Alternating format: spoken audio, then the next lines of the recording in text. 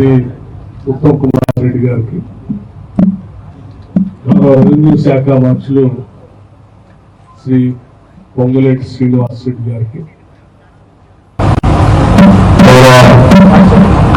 శాసనసభ్యులు వెంకటేశ్వర గారికి, గౌరవ శాసనసభ్యులు డాక్టర్ పల్లె వెంకటరావు గారికి, గౌరవ శాసనసభ్యులు కోడం కనకయ్య గారికి, గౌరవ శాసనసభ్యులు రామదాస్ నాయక్ గారికి, జిల్లా కలెక్టర్కి, ఇతర ఇరిగేషన్ శాఖకు సంబంధించిన అధికారులకి, ఇరిగేషన్ శాఖ సంబంధించిన పిఎన్సీ గారికి, పాత్రికేయ మిత్రులకి, ఇక్కడ వచ్చినటువంటి కూడా ముందుగా నా హృదయపూర్వకమైనటువంటి నమస్కారాలు. ఈరోజు గౌరవ ఇరిగేషన్ శాఖ మంత్రులు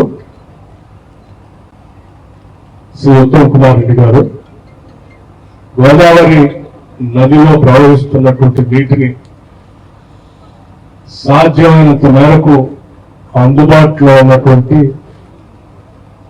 వ్యవస్థల ద్వారా మొత్తాన్ని వీలైతే గ్రావిటీ ద్వారా వచ్చేటువంటి వాటిని లిఫ్ట్ ద్వారా తీసుకోవాల్సిన వాటిని లిఫ్ట్ ద్వారా పూర్తి స్థాయిలో వినియోగం తీసుకొని రావాలనేటువంటి ఆలోచనతో ప్రత్యేక దృష్టి సారించి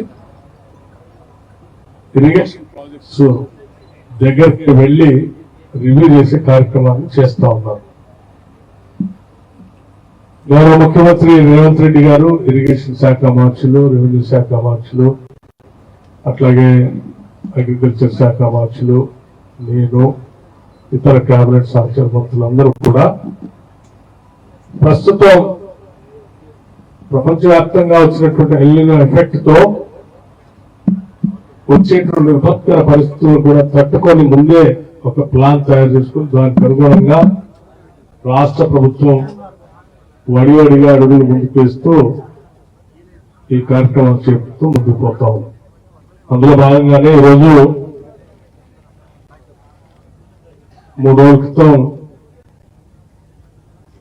మేమందరం కలిసి ఆ రోజు దేవాదుల లిఫ్ట్ ఇరిగేషన్ దగ్గర సమ్మక్క బ్యారేజ్ బ్యాక్ వాటర్ నుంచి దేవాదుల దగ్గర నుంచి లిఫ్ట్ చేసేటువంటి నీటిని పూర్తి స్థాయిలో లిఫ్ట్ చేయడం కోసం అన్ని పంపుల్ని వాడటమే కాకుండా అక్కడ ఉన్నటువంటి దాదాపు 12 జిల్లాలు, 17 శాసనసభ నియోజకవర్గాలు, 22 రిజర్వాయర్లు నింపే కార్యక్రమానికి ప్రత్యేకంగా వారి దగ్గర నుండి రివ్యూ చేసి నింపే కార్యక్రమాలు కూడా చేపట్టారు.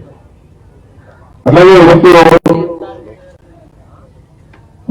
సీతారామ ప్రాజెక్టు బ్యారేజ్ దగ్గర కూడా వచ్చి ఇక్కడ నుంచి రివ్యూ చేసి ఎక్కడికక్కడే ఆదేశాలు ఇస్తూ అందించే కార్యక్రమంలో భాగంగానే ఈరోజు వారితో పాటు మేము కూడా వచ్చాం. సరే, మీ అందరికీ ఈ సీతారామ ప్రాజెక్ట్ ఈ రాష్ట్ర ప్రభుత్వం, కాంగ్రెస్ ప్రభుత్వం త్వరితగతిన పూర్తి చేసి సాధ్యమైనంత మేరకు చివరిలో ఉన్నటువంటి ప్రాజెక్ట్ గోదావరి నడిపిన తెలంగాణ ప్రాంతం. సో మాక్సిమం నీటిని యూటిలైజేషన్ లో తెచ్చుకోవడం కోసం కావాల్సిన అన్ని చర్యలు రాష్ట్ర ప్రభుత్వం చేపడతాం. సరే, ఆనాటి గత టిఆర్ఎస్ ప్రభుత్వం కొంత రీడిజైనింగ్ చేసి ఈ సీతారామ ప్రాజెక్టు పైన కొంత ఆర్థిక పరమైనటువంటి పెద్ద భారం వేసినప్పటికీ కూడా ఎందుకు చెప్తా ఉన్నానంటే ఆనాటి కాంగ్రెస్ ప్రభుత్వం డాక్టర్ వైఎస్ రాజశేఖర రెడ్డి గారు ముఖ్యమంత్రిగా ఉన్నప్పుడు జిల్లాకు సంబంధించినటువంటి ప్రజాప్రతినిధిగా గోదావరి నదీ జలాలని పెద్ద ఎత్తున ఈ జిల్లా రైతాంగ సోదరులందరికీ అందించాలన్నటువంటి ఆలోచనతో లోతుగా అధ్యయనం చేసి ఇదే స్థానం నుంచి రాజీవ్ సాగర్ దుమ్మగూడెం పునాది వేసి పనులు మొదలుపెట్టించిన సంగతి కూడా మీకు తెలిసిందే. ఆనాటి రాజీవ్ సాగర్ 1,641 కోట్లతో 2 లక్షల ఎకరాలకు నీళ్లు ఇచ్చేటువంటి ప్రాజెక్ట్. ఆనాటి దుమూడ రాజీవ్ సాగర్ 1,680 కోట్లతో 2 లక్షల ఎకరాలకి నీళ్లు ఇచ్చేటువంటి కార్యక్రమం. దాంట్లో ఇది ఒక భాగంగా తీసుకొని ఇదే గోదావరి నది పైన కొంత దూరం దిగువ భాగంలో రుద్రం కోట దగ్గర ఇందిరా సాగర్ లిఫ్ట్ ఇరిగేషన్ ఇంకోటి ప్లాన్ చేసి గోదావరి అట్లాగే శబరి నది 2 నదులు అనుసంధానం అయ్యే దగ్గర రుద్రం కోట దగ్గర అక్కడ పునాదులేసి పనులు ప్రారంభించి దానికి 1,824 కోట్ల రూపాయలతో 2 లక్షల ఎకరాలు. అది కూడా ఇందిరా సాగర్ రుద్రం కోట దగ్గర దాని అమౌంట్ శాంక్షన్ అమౌంట్ 1,824 కోట్ల రూపాయలు, 2 లక్షల ఎకరాలు.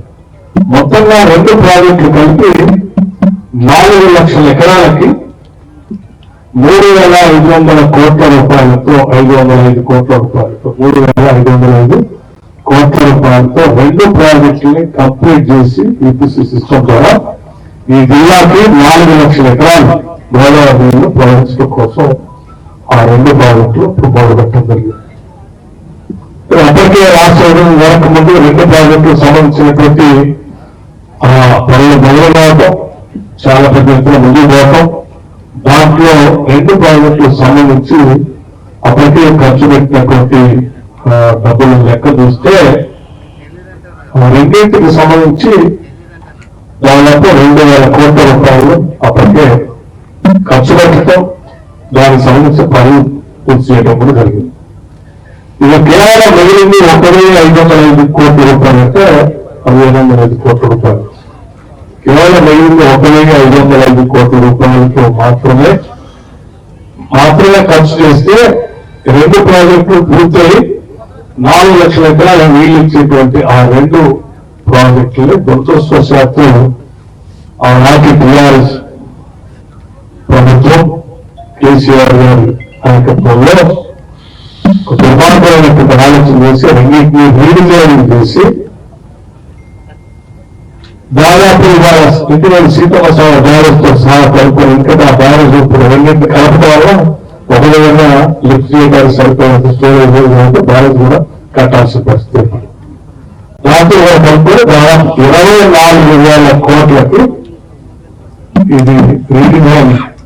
అంటే అందరూ ఆలోచన చేయండి, కేవలం 3,505 కోట్లతో అప్పటికే 2,000 కోట్ల రూపాయలు ఖర్చు పెట్టి కేవలం 1,505 కోట్ల రూపాయలు ఈ ప్రాజెక్ట్ ని 24,000 కోట్ల రూపాయలు రీడింగ్ చేసి పెంచి దాదాపు ఒక 700 నుంచి 8,000 కోట్ల రూపాయలు ఖర్చు పెట్టి దాన్ని కొత్త అంటే సరే.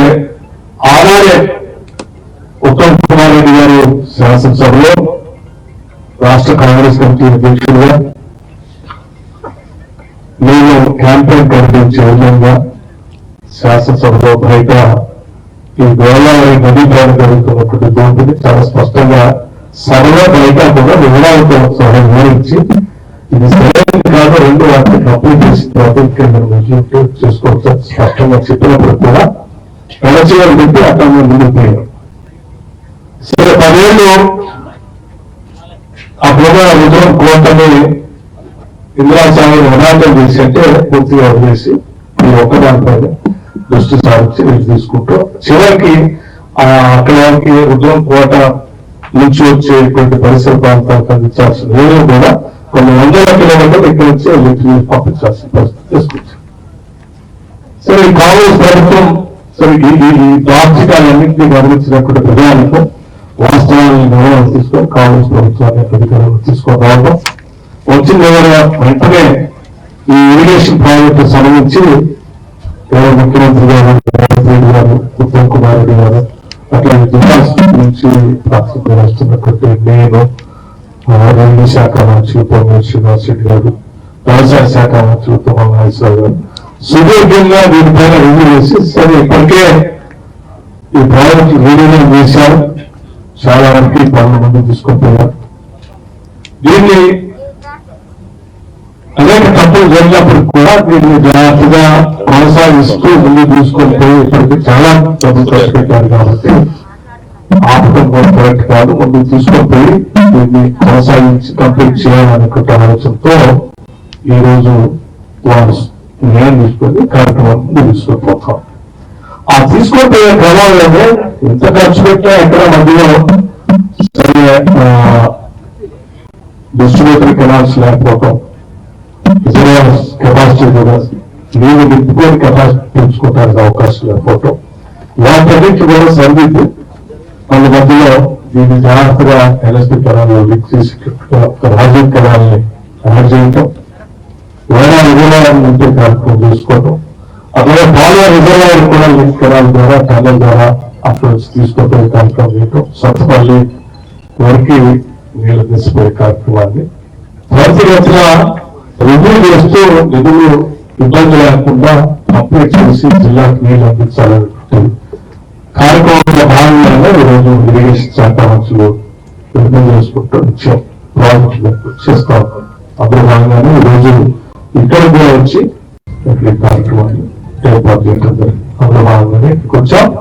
తప్పనిసరిగా రాష్ట్ర ప్రభుత్వం తరఫు నుంచి జిల్లా నుంచి బాధ్యతలు వస్తున్నటువంటి మేము కానీ రాష్ట్ర ప్రభుత్వం నుంచి కానీ పూర్తి స్థాయిలో పెద్ద ఎత్తున ఈ ప్రాజెక్టులు నీళ్ళు ఉన్నటువంటి పనులన్నింటి కూడా త్వరితగతిన కంప్లీట్ చేసి సాధ్యమైనంత వరకు గోదావరి జలాన్ని వినియోగం తీసుకొని వచ్చి అలాగే ఎదురుస్తున్నటువంటి పంట ప్రమాణ సమస్య రైతుల ఆశలు నెరవేర్చడం కోసం మా ప్రయత్నం అంతా స్పీడ్గా చేయాలనేటువంటి లక్ష్యంతో ఈరోజు ఈ కార్యక్రమం చేపట్టామని చెప్పి మీ అందరికీ సౌకర్యంగా మనం చేస్తూ మిగతా అంశాలన్నీ